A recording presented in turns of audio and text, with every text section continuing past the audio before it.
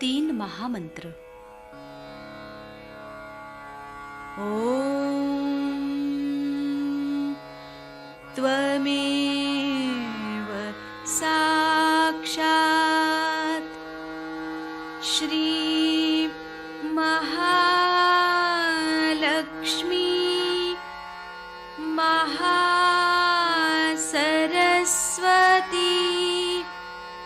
महाकाली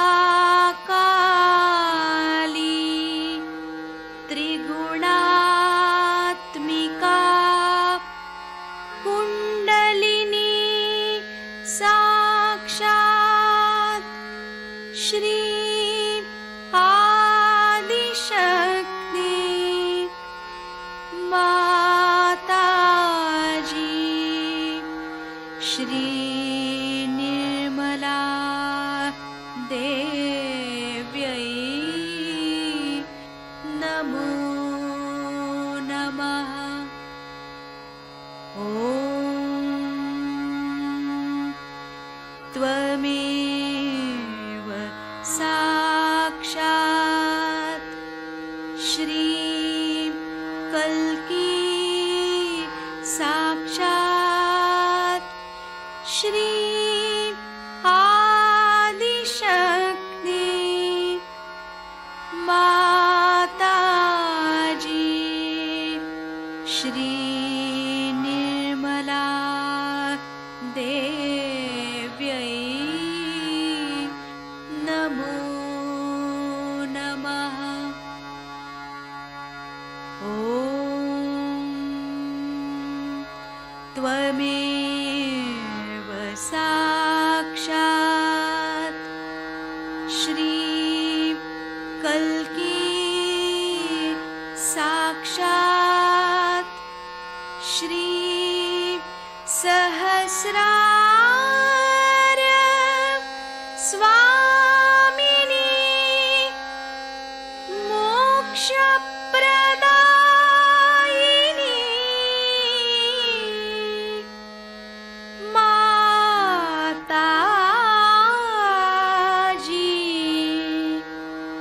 श्री निर्मला देव्यै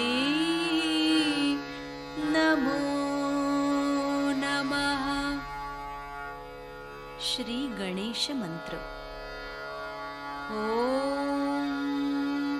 त्वमेव साक्षात् श्री गणेश साक्षात् श्री आदिशक्ति माताजी श्री निर्मला देव्यै नमो नमः।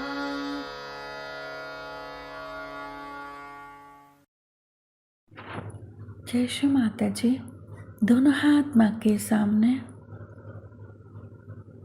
हृदय में श्री माता जी के श्री चरण कमलों को देखते हुए, श्री माता जी हम सबको क्षमा कर दीजिए, हम सभी अज्ञानी हैं। श्री माता जी कृपा करके हमारे इस हृदय को और स्वच्छ कीजिए ताकि आप यहाँ आ सकें।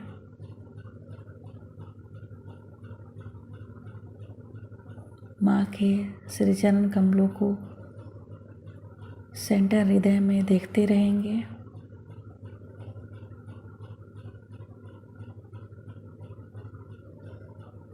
श्री माता जी कृपा करके हमें सभी प्रकार के भयों से मुक्त कीजिए।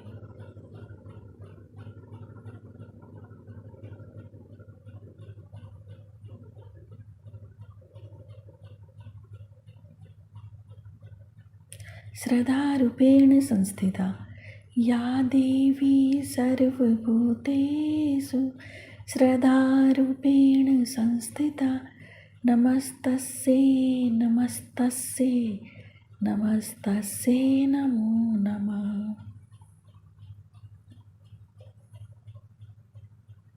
धीरे धीरे अपने संपूर्ण चित्त को दोनों हाथों पे बारी बारी 10 अंगुलियों को देखेंगे।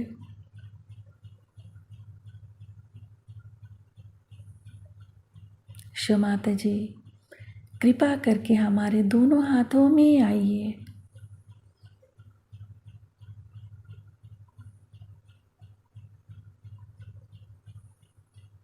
धीरे धीरे अपने संपूर्ण चित्त को राइट मूलाधार,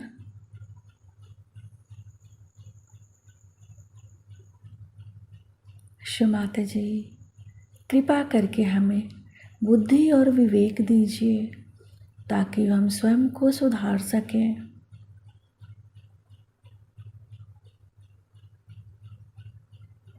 राइट मूलाधार पे, शो माता जी, आप निश्चित ही राक्षस हंत्री हैं। हमारे अंदर के समस्त राक्षसी प्रवृत्तियों को नष्ट कर दीजिए।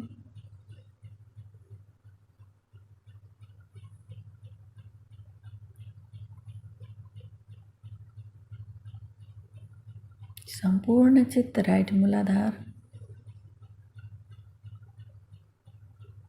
शो माता जी, जो श्री गणेश जी का भक्ति समर्पण वही हमें भी प्रदान कीजिए।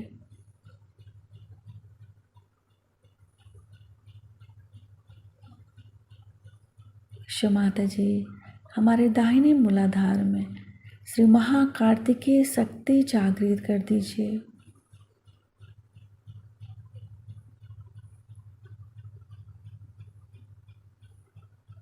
धीरे धीरे अपने संपूर्ण चित्त को राइट स्वादिष्ठान,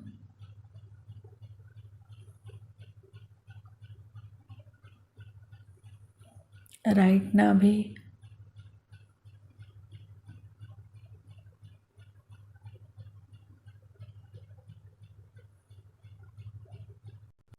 राइट हृदय,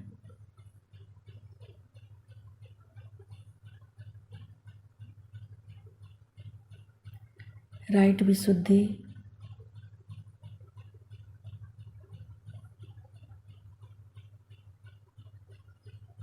राइट आज्ञा, सहस्त्रार,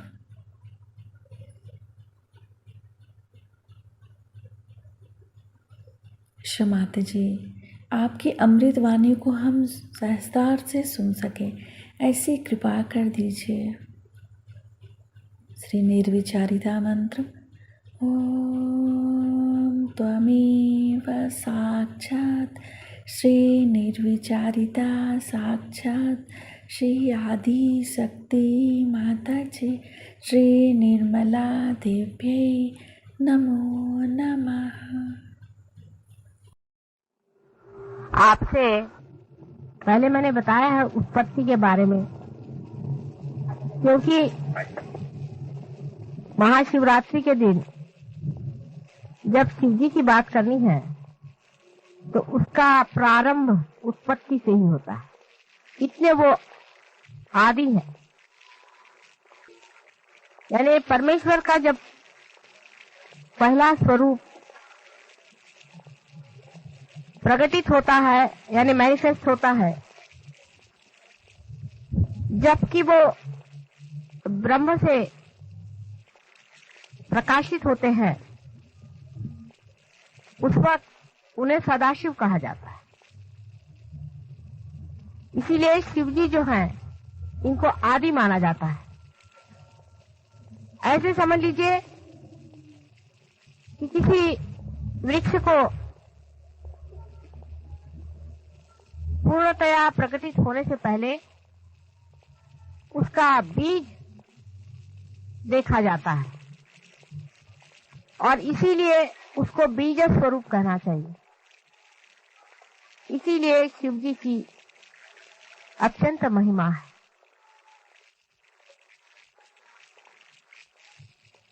उसके बाद उनके प्रकटीकरण के बाद उन्हीं के अंदर से शक्ति अपना स्वरूप धारण करके आदि शक्ति के नाम से जानी जाती है। वही आदि शक्ति परमात्मा के तीनों रूपों को अलग अलग प्रकाशित करती है, जिसको आप जानते हैं, जिनका नाम ब्रह्मा, विष्णु और महेश माने शिव शंकर है। यानी एक ही हीरे के तीन पहलू आदि शक्ति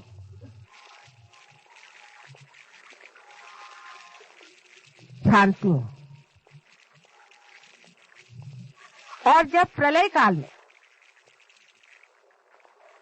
सारी सृजन की हुई सृष्टि, सारा मैनिफेस्टेड संसार विसर्जित होता है, उसी ब्रह्म में अवतरित होता है, तब भी सदाशिव बने ही रहते हैं और उनका संबंध परमात्मा के उस अंग से हमेशा ही बना रहता है जो कभी भी प्रगटीकरण नहीं होता है, जो कि एक नॉन बीइंग है। परमात्मा की जो शक्तियां प्रकट होती हैं वो बीइंग से होती हैं, और जो नहीं होती है वो नॉन बीइंग की हमेशा बनी ही रहती है। उसमें सदाशिव का स्थान वैसा ही है जैसे एक हीरा टूट जाए, बिखर जाए, कितना भी मिट जाए, उसे कण-कण भी हो जाए, तो भी वो चमकता ही रहता है, कभी नष्ट नहीं होती उसकी चमक। उसी प्रकार सदाशिव का स्थान है। सदाशिव से स्थिति बनती है और संसार के सृजन में जब तक स्थिति नहीं बनेगी तब तक कोई भी सृजन नहीं हो सकता। पहले स्थिति बनाई जाती है, एग्जिस्टेंस, अस्तित्व लाना पड़ता है किसी भी चीज का। अस्तित्व सदाशिव के ही शक्ति से होता है। इस कारण सृजन में उनका वही हाथ होता है जैसे किसी बड़ी भारी हवेली में या भवन में उसके नींव का होता है, उसके फाउंडेशन का होता है। वो दिखाई नहीं देती, जो नींव होती है वो दिखाई नहीं देती है, लेकिन उसके बगैर कोई भी बिल्डिंग खड़ी नहीं रहती।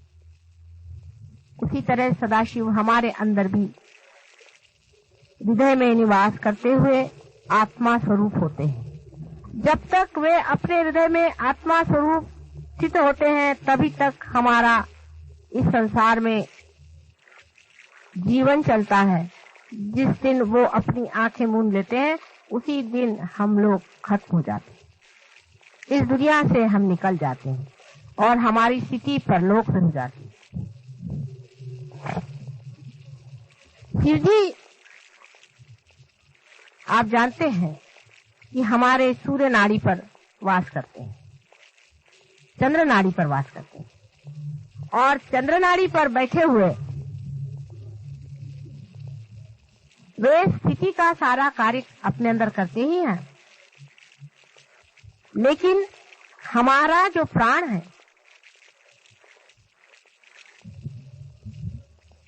उसकी भी स्थिति वो बनाए रखते हैं। शिव जी के बगैर हमारे प्राण नहीं चल सकते। अब ये काफी लंबी चौड़ी बातें हैं, वो मेरी किताब में मैंने काफी खोल करके कही हुई है। शिव जी का स्वरूप,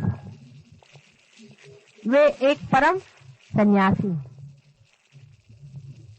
जैसे कि परमात्मा का एक स्वरूप है कि वो अंदर से संन्यास्त है। वो किसी वजह से ये रचना नहीं करते, उनको कोई कारण नहीं है, वे अपने करते हैं, उनकी विम है, उनका मजा है। वो अगर चाहे तो रचना करते हैं, नहीं तो उसे तोड़ देते। एक संन्यास्त आदमी संसार में जो बहुत से विरासते हैं वे उनके प्रतीक हैं। मेरे संन्यास से अर्थ जो दुनिया में माना जाता है उससे नहीं है, आप सब जानते हैं। संन्यास उसे कहना चाहिए जो आदमी सेल्फ रियलाइज्ड होकर के उस दशा में पहुंच गया जहां वो साक्षी है। अंदर से वो संन्यास्त होता है, बाहर से सारे संसार में रहते हुए भी वो महान सन्यासी होता है। उसमें कुछ किसी से बताना नहीं पड़ता कि मैं सन्यासी हूं, मैंने सन्यास ले लिया है। लेकिन जो अंदर से मन हमारे अंदर सन्यास ले लेता है, जो अंदर से संन्यास्त हो जाता है, वो स्वरूप श्री शिव का है। और जो संसार में हम विराजते हैं और संसार के जो कार्य करते हैं और संसार में जितने भी हम भोगते हैं, वो भोक्ता स्वरूप परमात्मा का जो है वो उनका श्री विष्णु का स्वरूप। इसलिए विष्णु के स्वरूप में वो भोक्ता है, शिव जी के स्वरूप में वो संन्यास, और ब्रह्मा के स्वरूप में वो सृजन करने वाले, सृजन कार्य करने वाले करता है। इस सन्यासी के और दृष्टि करने से एक अजीब सी चीज दिखाई देती है कि नील वर्ण का इनका शरीर, क्योंकि ये चंद्रमा के लाइन पे बैठे हुए हैं, इनके गले में हाथ में सर्प लपटे हुए हैं। इनका सारा ही अलंकार सर्पों से हो जाता है। सर्प शीतल होते हैं, शांत होते हैं, दाहकता को पीते हैं, और वो अपने ऊपर सर्प को पाले हुए हैं। माने संसार का जितना भी दुष्ट, जितना भी विपरीत, जितना भी डंक, जितनी भी जबरदस्त चीजें संसार को नष्ट करने वाली हैं, सबको अपने शरीर में समाये हैं। दुनिया भर का गरल वो पिए हुए अपने, आप जानते ही हैं कि उन्होंने गरल को शुरू में ही सारा पी लिया, और जो कुछ भी गरल संसार का होता है वो अपने अंदर पीकर संसार को ठंडा रखते, संसार को सुख देते। जो कुछ भी मर जाती है चीज, खत्म हो जाती है, वो सारी ही उनके राज्य में जाकर बसती है। और जो बेकार के लोग होते हैं, जो महादुष्ट होते हैं, उनके कारागार भी उन्हीं के चरण धूलि से बंद हो जाते। वे लोग बंदिश होते हैं शिव जी की कृपा से। उनके सर पे चंद्रमा का राज्य है। चंद्रमा स्वतः लक्ष्मी के भाई हैं, और इसीलिए कहा जाता है कि अपने साले को उन्होंने अपने सर पे रख लिया है। बहुत ही उनका अजीब सा वर्णन कवियों ने किया हुआ है, और बहुत सुंदर उनके सर पे गंगा का बोझा उन्होंने उठाया हुआ है। माने वो सबका गर्व हरण करने वाले। गंगा जैसी गर्भवती को भी उन्होंने अपने जटा में बांध लिया। इतनी उनकी जटाएं जबरदस्त है। मनुष्य में जो अहंकार होता है उसे भी वो अपने अंदर पी लेते हैं, और इसी प्रकार वो संसार की अहंकारी लोगों से रक्षा करते। वो अतुलनीय है, उनका कोई वर्णन शब्दों में नहीं कर सकते। लेकिन उनके अंदर एक बहुत बड़ा, एक बहुत ही असाधारण एक शक्ति है जो किसी भी देव देवताओं में नहीं है। वो है क्षमा की शक्ति। वे दुष्ट से दुष्ट महादुष्ट को भी क्षमा कर सकते हैं। जिन्हें गणेश जी क्षमा नहीं कर सकते, जिन्हें यीशु मसीह नहीं क्षमा कर सकते, उनको भी सदाशिव क्षमा कर सकते हैं। इसीलिए हमेशा जब भी क्षमा मांगनी होती है, बोला तो नहीं ध्यानाच्या वेळेला कृपा करूं, जब भी क्षमा मांगनी होती है तो उन्हीं से क्षमा मांगी जाती है।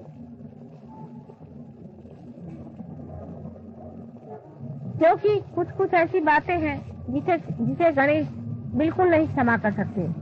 जिसे कि हम कहते हैं कि सिन अगेंस्ट मदर, माँ के खिलाफ कोई सा भी पाप करना।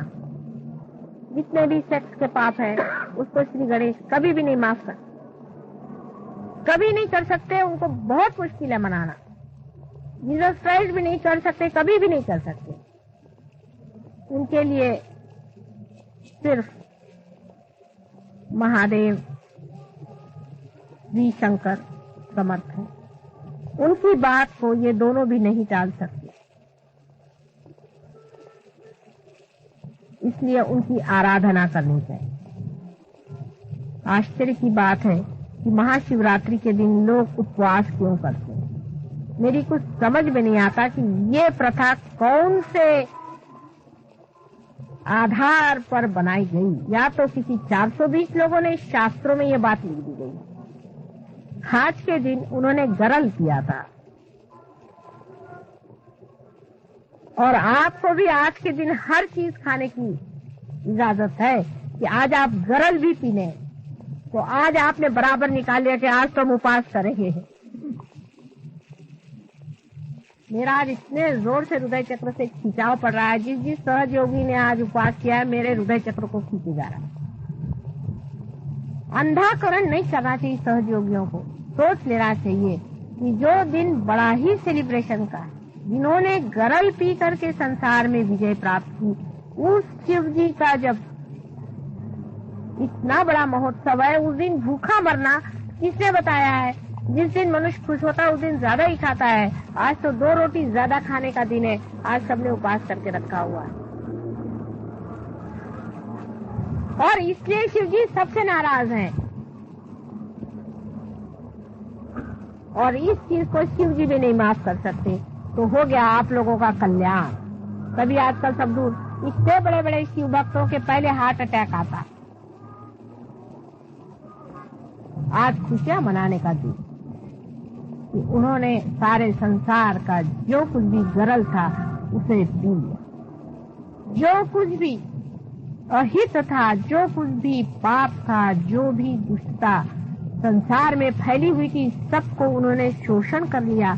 ऐसे शिव जी के महान दिवस पर्व में हमको इस तरह से मनहूस काम करना नहीं चाहिए। अगर हम किसी के जन्म दिवस पर उपवास करते हैं तो उसके मरने पर हम लोग क्या खाना खाएंगे? सब उल्टा कारभार हमारे यहाँ चलता है। कोई मरता है तब ब्राह्मण बैठ के खाना खाते। जब कोई जन्म होता है तो सब लोग बैठ के उपवास करते घर वाले। कैसे समझाया जाए? कौन से शास्त्र में इसका आधार है? और शास्त्रों में भी महामूर्खों ने इस तरह की चीजें भर दी हैं। जिसको देखो उससे अपने शास्त्रों में दुनिया भर का अत्याचार करते। एक सोच समझ रखना चाहिए कि आज के दिन उपवास का क्या अर्थ है। सब लोग मिठाई खाएं, क्योंकि आज ये मंदिरों में बैठे हुए लोग मिठाई खाना चाहते तो मिठाई चढ़ाई जाए। अभी रात भर भंग पियेंगे बैठकर और चरस खाएंगे और कहेंगे कि शिव जी खाते थे तो हम भी खा रहे हैं चरस और भंग। शिव जी तो इसलिए खाते हैं चरस और भंग कि उनको जब सबकॉन्शियस में जाना पड़ता है तो वो उसे खाते हैं, चाहे जिसे भी खा ले। उनको क्या मतलब है? जैसे कि समझ लीजिए कि एरोप्लेन है, उससे आपको कहीं जाना हो तो आपको पहले पायलट तो होना चाहिए। जो वो भंग पी करके और चरस खा के शिव जी नहीं हो सकते। वो तो शिव जी ही है जिन्होंने गरल पी लिया, और वो है जो दुनिया भर के भंग पी करके संसार के जितने भी भंग है उनका शोषण कर रहे हैं। क्या कीजिए, भंग कहाँ डंप की जाए तो उनके अंदर भर दी जाती कि भाई चलो तुम सीखी हो, तुम पी लो, तुम गरल पी लो, तुम भंग पी लो। तो चले सब लोग भंग पीने। आज भंग पी के सब लोग शिव जी हो रहे हैं। आप में से कितने लोग शिव जी के पांव के धूल के बराबर हैं? वो तो भंग इसलिए पीते हैं कि उनके अंदर रखा ही जाता है सारा भंग का स्टोर। संसार में भंग होती ही है, राक्षस भी होते हैं, दुष्ट भी होते हैं। इनको कहाँ रखा जाए? घर के अंदर आपके यहाँ अगर कोई ऐसी चीज हो तो उसको रखने की कोई व्यवस्था होनी चाहिए। शिव जी ने कहा लाओ मैं सब दुनिया भर का गरल पीता हूँ, इसलिए उनके पास ये चीज तोड़ रखी हुई कि भाई तुम रखे रहो। तो आप लोग जो उनके नाम से भंग और चरस पीते हैं, उनसे बड़े महामूर्ख संसार में कोई है। एक सोचना चाहिए सहज योगियों के लिए कि आपको आज तक वाइब्रेशंस तो कभी आए नहीं, आपने कभी जाना नहीं कि ये चीज क्या है, ये क्या आपके अंदर से बह रहा है, ये क्या आपके अंदर हो रहा, कुछ अभिनव चीज, कोई बड़ी भारी चीज, कोई विशेष रूप की चीज। फिर अपने विचार भी बदलने चाहिए, अपनी आदतें भी बदलनी चाहिए। हमेशा इस तरह से उल्टी बात हम क्यों करते हैं मेरी समझ में नहीं आती, और हर एक उल्टी बात ऐसी उल्टी बैठती है कि उससे शिवजी तो उठ ही गए इस संसार से, और उनको फिर से बिठाना मुश्किल हो जाता है। और अगर ज्यादा देर खड़े रहे तो तांडव शुरू कर देंगे, उनका कोई ठिकाना नहीं। इसलिए सब लोग विचार पूर्वक समझ करके और चले। आज उनका महान, बहुत महान दिवस है।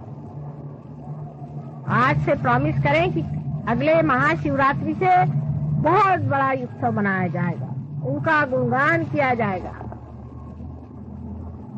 आपको हो सकता है कि विष्णु जी जैसे नहीं उनको पसंद अलंकार, उनके अलंकार और हैं।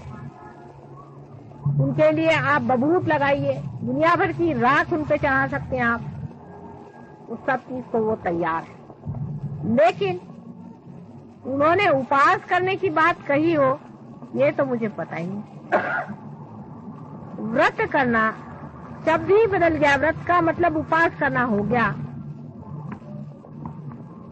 ऐसे वक्त करना चाहिए जैसे जिस टाइम रामचंद्र जी वनवास गए तब व्रत करना चाहिए। जब रिपेंटेंस की बात हो, जब पश्चाताप हो रहा हो, उस समय का उपवास समझ में आता है। अब क्या आपको पश्चाताप हो रहा है क्या कि उन्होंने गरल पी लिया? सोचने की बात है। सारे संसार की विपत्ति, सारे संसार की आफतें, सारे संसार का गरल आज के महान दिवस में उन्हें पी, इसलिए आज को महाशिवरात्रि कहते हैं। सारी रात उन्होंने ले लिया अपने,